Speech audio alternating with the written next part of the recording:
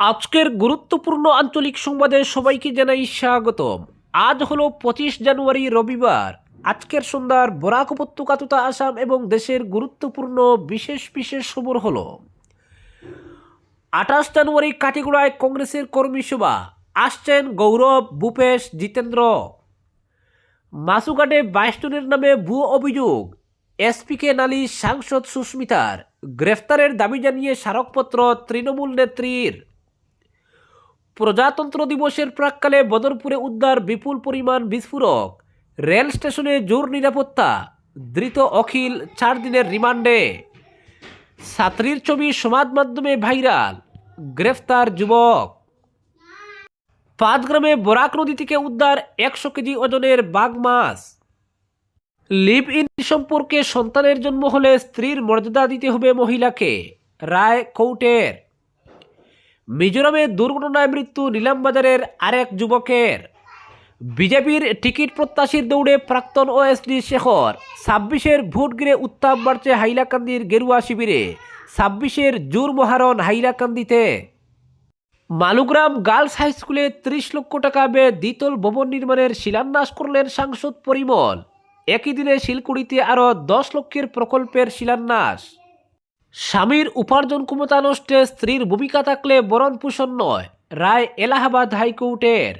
এবং সর্বশেষ খবরটি হল, আমেরিকার প্রকাশ্য হুমকিতে এক চুলো নরম নয় ইরান, ধমকিতে ভীত নয়। ট্রাম্পের হুঁশিয়ারির পাল্টা বার্তা তেহরানের। সংঘাত বাড়লে দায় আমেরিকারই।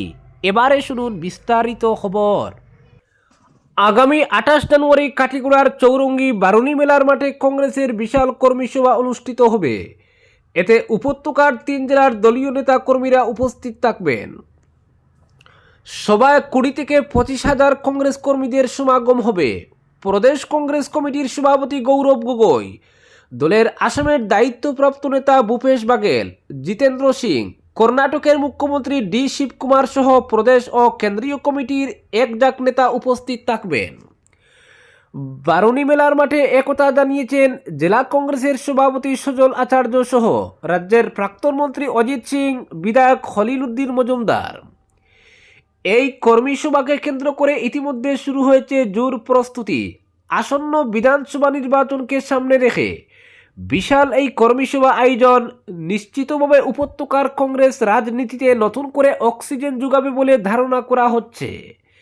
শাসক গোষ্ঠীর শক্তপোক্ত সাংগঠনিক শক্তি এবং দলীয় নেতামন্ত্রীরা যেভাবে নির্বাচনী প্রস্তুতিকে তদবির করে চলেছেন, এতে শাসক গোষ্ঠীর যে নির্বাচনী প্রস্তুতি পর্বে এগিয়ে রয়েছে তা গেরুয়া শিবিরের গুড় সমালোচকরা স্বীকার করছেন। এছাড়া ডিলিমিটেশন বা সীমানা নির্ধারণ পরবর্তীতে বরাক উপত্যকার বিধানসভা কেন্দ্রভিত্তিক জনবিন্যাস এবং বিজেপির ভোট ব্যাংকে থাবা বসানোর ক্ষেত্রে প্রধান বিরোধী দল হিসেবে কংগ্রেসের সাংগঠনিক শক্তি এখনও জুৎসই নয় বললেও অত্যুক্তি হবে না। এই পরিস্থিতিতে দলীয় নেতাকর্মী ও সমর্থকদের উজ্জীবিত করতে 28 জানুয়ারি অনুষ্ঠিত বিশাল কর্মী সভায় কেন্দ্রীয় ও রাজ্য স্তরের শীর্ষ নেতাদের উপস্থিতি অনেকটাই কার্যকরী হওয়ার সম্ভাবনা জিইয়ে উঠবে। অন্যদিকে বিজেপি নেতৃত্বাধীন কেন্দ্র ও রাজ্য সরকারকে ভোট চুরির অভিযোগ এনে আক্রমণ শানাতে চাইছে কংগ্রেস। ভোট চুরির ইস্যুকে এবার মুদ্রা বানিয়ে 2026-এর ভোটে যে লড়তে চাইছে কংগ্রেস, দলের জেলা সভাপতি থেকে শুরু করে কালাইন ও কাটিগড়ার 2 ব্লক কংগ্রেস সভাপতি বিশাল সরকার এবং হুসেন আহমেদ চৌধুরী প্রকারান্তরে বুঝিয়ে দিলেন। পরবর্তী খবরটি হল, ছাত্রীর ছবি ও ভিডিও সামাজিক মাধ্যমে ভাইরাল করার অভিযোগে গ্রেফতার যুবক। কাটিগড়ার এক কলেজ ছাত্রীর অশ্লীল ছবি ও ভিডিও সামাজিক মাধ্যমে আপলোড করে ব্ল্যাকমেইল করার অভিযোগে বদরপুরের হইয়ারপাড় এলাকার এক যুবককে গ্রেফতার করেছে কাটিগড়া পুলিশ। ধৃত যুবকের নাম এনাম উদ্দিন। অভিযোগ অনুযায়ী গত 1 মাস ধরে অভিযুক্ত এনাম উদ্দিন ওই কলেজ ছাত্রীর ছবি ও ভিডিও ফেসবুকে আপলোড করে তাকে ব্ল্যাকমেইল করার চেষ্টা চালিয়ে আসছিল। উপায় না পেয়ে ভুক্তভোগী ছাত্রী তার বাবাকে সঙ্গে নিয়ে কাটিগড়া থানায় অভিযোগ দায়ের করে।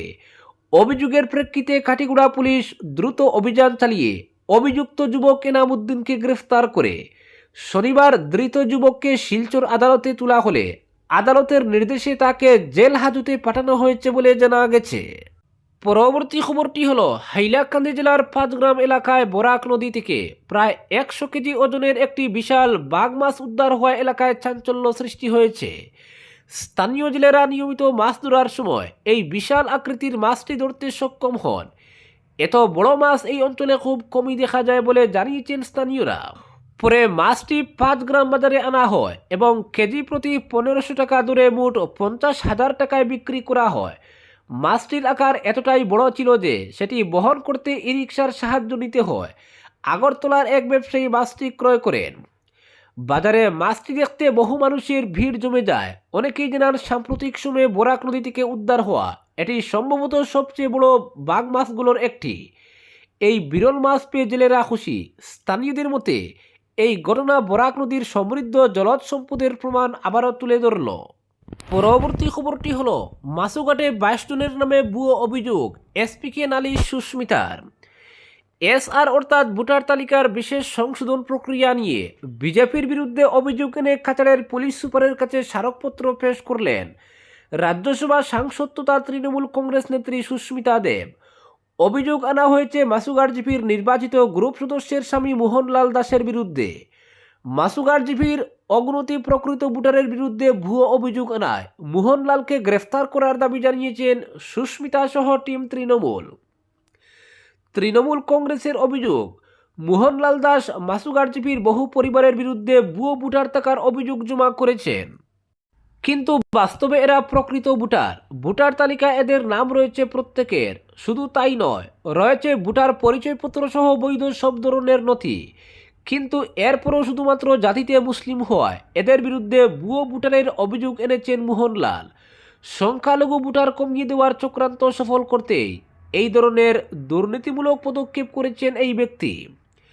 তৃণমূলের অভিযোগ, বিজেপি নেতা মোহনলাল দাস মাসুঘাট জিপির একটি পরিবারের 22 জন সদস্যের বিরুদ্ধে ভুয়ো ভোটারের অভিযোগ জমা দিয়েছেন। অভিযোগে তিনি উল্লেখ করেছেন এই 22 জন ব্যক্তির অস্তিত্ব নেই মাসুঘাট জিপিতে, অথচ পরিবারের প্রত্যেক সদস্য এখানেই রয়েছেন, ভোটার তালিকায় সবার নাম রয়েছে। সুস্মিতা দেব স্পষ্ট ভাষায় পুলিশ সুপার পার্থপ্রতিম দাসকে বলেছেন এই চক্রান্ত মেনে নেওয়া হবে না। মোহনলাল দাসকে গ্রেফতার করতে হবে, নতুবা ছেড়ে কথা বলবে না তৃণমূল কংগ্রেস। এভাবে প্রকৃত ভোটারদের বাদ দেওয়ার বিজেপির চক্রান্ত সফল হতে দেওয়া হবে না। সুস্মিতা দেব সহ তৃণমূল কংগ্রেসের কাছাড় জেলা কমিটির সভাপতি রাজেশ দেব বলেছেন, পুলিশ ব্যবস্থা না নিলে তৃণমূল কংগ্রেস আন্দোলনে নামবে।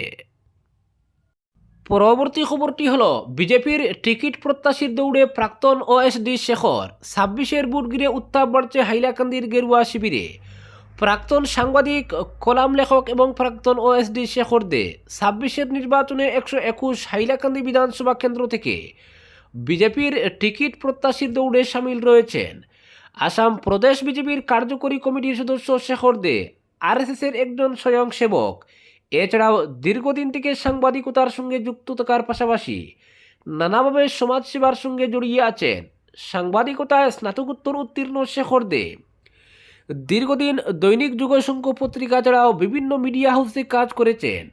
প্রায় 18 বছর দিল্লিতে এক সংবাদকর্মী হিসেবে কাজ করেছেন তিনি। ইস্টার্ন ক্রনিকেল, দি সেন্টিনেল, পূর্বাঞ্চল প্রহরী, আমার অসম, দৈনিক সংবাদ, একটি পত্রিকা কলকাতা, দি সানডে ইন্ডিয়ান, ইউএনআই, অর্গানাইজার, স্বদেশ হিন্দি সহ বিভিন্ন জাতীয় সংবাদ মাধ্যমে কলাম লেখক হিসেবে কর্মরত রয়েছেন। 80-র দশক থেকে আরএসএসের স্বয়ংসেবক হিসেবে সমাজসেবার সঙ্গে যুক্ত থাকা শেখর দে আসামের প্রথম বিজেপি সরকারের আমলে মুখ্যমন্ত্রীর বরাক উপত্যকার বিষয়ক ওএসডি হিসেবে দক্ষতার সঙ্গে 4 বছর কাজ করেন। তারপর কেন্দ্র সরকারের উত্তর পূর্বাঞ্চল উন্নয়ন মন্ত্রকের কেন্দ্রীয় মন্ত্রী বিএল বার্মার এডিশনাল ব্যক্তিগত সচিব হিসেবে কৃতিত্বের সঙ্গে কাজ করেন। শেখর দে 26-এর নির্বাচনে হাইলাকান্দি কেন্দ্র থেকে বিজেপি টিকিটে প্রতিদ্বন্দ্বিতা করতে ইচ্ছুক। ইতিমধ্যেই তিনি দলীয় নেতৃত্বের কাছে তার জীবনপঞ্জি জমা দিয়েছেন। বর্তমানে তিনি হাইলাকান্দি বিধানসভা কেন্দ্রের আনাচে কানাচে জনসংযোগের কাজ চালাচ্ছেন। তিনি জনসংযোগ চালানোর ফাঁকে মুখ্যমন্ত্রী হিমন্ত বিশ্ব শর্মা এবং প্রধানমন্ত্রী নরেন্দ্র মোদী নেতৃত্বাধীন রাজ্য এবং কেন্দ্র সরকারের বিভিন্ন উন্নয়নমূলক কাজের খতিয়ান তুলে ধরেছেন বলে জানা গেছে। পরবর্তী খবর, আমেরিকার প্রকাশ্য হুমকিতে এক চুলো নরম নয় ইরান, বরং যে কোনো পরিস্থিতি মোকাবিলার জন্য তেহরান প্রস্তুত বলে সাফ জানিয়ে দিলেন ইরানের সর্বোচ্চ নেতার প্রতিনিধি আব্দুল মজিদ হাকিম ইলাহি। মার্কিন প্রেসিডেন্ট ডোনাল্ড ট্রাম্পের সাম্প্রতিক কড়া মন্তব্যের জবাবে তার বক্তব্য, এই ধরনের ভাষা নতুন নয় এবং ইরান বহুদিন ধরেই এমন চাপের মুখে অভ্যস্ত। এক সাক্ষাৎকারে ইলাহি বলেন, ওয়াশিংটন ও তেহরানের মধ্যে যখন উত্তেজনা ক্রমশ বাড়ছে, ঠিক সেই সময় ট্রাম্পের এই মন্তব্য এসেছে। ইরানের অভ্যন্তরীণ পরিস্থিতি ও চলমান প্রতিবাদ বিক্ষোভ নিয়ে আমেরিকার কড়া সমালোচনা এবং প্রতিশোধের হুঁশিয়ারির মধ্যেই পরিস্থিতি আরও জটিল হয়ে উঠছে। সম্প্রতি একটি মার্কিন সংবাদ মাধ্যমকে দেওয়া সাক্ষাৎকারে ট্রাম্প দাবি করেন, তার ক্ষতি হলে ইরানকে পৃথিবীর মানচিত্র থেকে মুছে দেওয়া হবে। একই সঙ্গে তিনি অভিযোগ তুলেন, ইরানের শীর্ষ মহল থেকে তাকে হত্যার হুমকি দেওয়া হচ্ছে। ট্রাম্প স্পষ্ট করে দেন, এই ধরনের হুমকি চলতে থাকলে সামরিক পদক্ষেপ নিতেও পিছপা হবে না আমেরিকা এবং ইরানের বর্তমান নেতৃত্বের অবসান প্রয়োজন। এই উত্তেজনার আবহেই মধ্যপ্রাচ্যে সামরিক তৎপরতা বাড়াচ্ছে পেন্টাগন। মার্কিন সংবাদ মাধ্যম সূত্রে খবর, মার্কিন সেন্ট্রাল কমান্ডের আওতাধীন এলাকায় একটি ক্যারিয়ার স্ট্রাইক গ্রুপ ফের মোতায়েন করা হচ্ছে। পারমাণবিক কর্মসূচি নিয়ে ইরানের অবস্থানও স্পষ্ট করেন ইলাহি। তার দাবি, ইরান কখনো পারমাণবিক অস্ত্র তৈরির পথে হাঁটেনি এবং ভবিষ্যতেও হাঁটবে না। তিনি স্মরণ করিয়ে দেন, সর্বোচ্চ নেতা আয়াতুল্লাহ আলী খামেনির জারি করা ফতোয়া অনুযায়ী পারমাণবিক অস্ত্র হারাম। ইরানের পরমাণু কার্যক্রম চিকিৎসা, বিদ্যুৎ উৎপাদন ও শান্তিপূর্ণ প্রয়োজনে সীমাবদ্ধ বলেই জানান তিনি। তবে আন্তর্জাতিক নজরদারি ও নিষেধাজ্ঞা নিয়ে খুব গোপন করেননি ইলাহি। তার অভিযোগ, ইরানের ক্ষেত্রে কঠোর মানদণ্ড প্রয়োগ করা হলেও অন্য পারমাণবিক শক্তিধর দেশগুলির ক্ষেত্রে সেই নিয়ম মানা হয় না। পাশাপাশি তিনি দাবি করেন, গত বছর ইরানের পারমাণবিক পরিকাঠামোয় ইসরায়েল ও আমেরিকা হামলা চালিয়েছিল। সংঘাতের ভাষা যতই চূড়া হোক, ইরান স্থিতাবস্থার পক্ষেই রয়েছে বলে দাবি তেহরানের। ইলাহির সতর্কবার্তা, যুদ্ধ পরিস্থিতি তৈরি হলে তার প্রভাব শুধু ইরানের মধ্যে সীমাবদ্ধ থাকবে না, গোটা আরব দুনিয়ায় অস্থির হয়ে উঠবে। পরবর্তী খবরটি হলো, স্বামীর উপার্জন ক্ষমতা নষ্টে স্ত্রীর ভূমিকা থাকলে ভরণ পোষণ নয়, রায় এলাহাবাদ হাইকোর্টের। স্ত্রীর কাজ বা অবহেলার কারণে যদি স্বামীর উপার্জন ক্ষমতা নষ্ট হয়, সেক্ষেত্রে স্বামীর কাছ থেকে ভরণ পোষণ দাবি করা যাবে না, এমনই গুরুত্বপূর্ণ রায় দিল এলাহাবাদ হাইকোর্ট। প্রয়াগরাজে বিচারপতি লক্ষ্মীকান্ত শুক্লার বেঞ্চ এই মন্তব্য করে এক মহিলার রিভিশন পিটিশন খারিজ করেছে। মামলার প্রেক্ষাপট অনুযায়ী কুশীনগরের এক হোমিওপ্যাথি চিকিৎসক বেদপ্রকাশ সিংকে তার ক্লিনিকে বিবাদের সময় গুলি করা হয়। অভিযোগ, স্ত্রীর ভাই ও বাবাই তাকে লক্ষ্য করে গুলি চালান। সেই ঘটনায় গুরুতর জখম হয়ে তিনি কার্যত উপার্জন ক্ষমতা হারান। এরপর স্ত্রী স্বামীর কাছ থেকে ভরণ পোষণের আবেদন জানালে পারিবারিক আদালত তা খারিজ করে দেয়। 2025 সালের 7 মে কুশীনগরের ফ্যামিলি কোর্টের ওই সিদ্ধান্তকে বহাল রাখল হাইকোর্ট। আদালতের পর্যবেক্ষণ, স্বামীর শারীরিক অক্ষমতা নিয়ে কোনো বিতর্ক নেই এবং তা সরাসরি স্ত্রীর পরিবারের অপরাধমূলক কাজের ফল। আদালত জানায়, গুলির একটি পেলট এখনও স্বামীর মেরুদণ্ডে আটকে রয়েছে, তা অপসারণের অস্ত্রোপচারে পক্ষাঘাতের আশঙ্কা রয়েছে, ফলে তিনি স্বাভাবিকভাবে বসতে পারেন না, কাজ করা তো দূরের কথা। রায়ে বিচারপতি শুক্লা বলেন, ভারতীয় সমাজে সাধারণত স্বামীর উপর পরিবার প্রতিপালনের দায় বর্তায়, কিন্তু এই মামলা ব্যতিক্রমী। তিনি আরও উল্লেখ করেন, যদিও স্ত্রীর ভরণ পোষণ স্বামীর নৈতিক দায়িত্ব, আইনে স্ত্রীর উপর তেমন কোনো স্পষ্ট দায়িত্ব আরোপ করা হয়নি। আদালতের মন্তব্য, প্রাথমিকভাবে স্পষ্ট যে স্ত্রীর আচরণ এবং তার পরিবারের কর্মকাণ্ডই স্বামীকে উপার্জনের অক্ষম করে তুলেছে। আদালত সাফ জানায়, যদি স্ত্রীর নিজের কাজ বা অবহেলার ফলে স্বামীর উপার্জন ক্ষমতা নষ্ট হয় বা তাতে তার ভূমিকা থাকে, তবে সে পরিস্থিতির সুযোগ নিয়ে ভরণ পোষণ দাবি করতে দেওয়া যায় না। এই পরিস্থিতিতে ভরণ পোষণ মঞ্জুর করলে তা স্বামীর প্রতি গুরুতর অবিচার হবে বলেও মত আদালতের। রেকর্ডে উঠে আসা বাস্তব পরিস্থিতি উপেক্ষা করা যায় না বলেই স্পষ্ট করেছে হাইকোর্ট। আজকের বিশেষ সংবাদ এখানেই সমাপ্ত।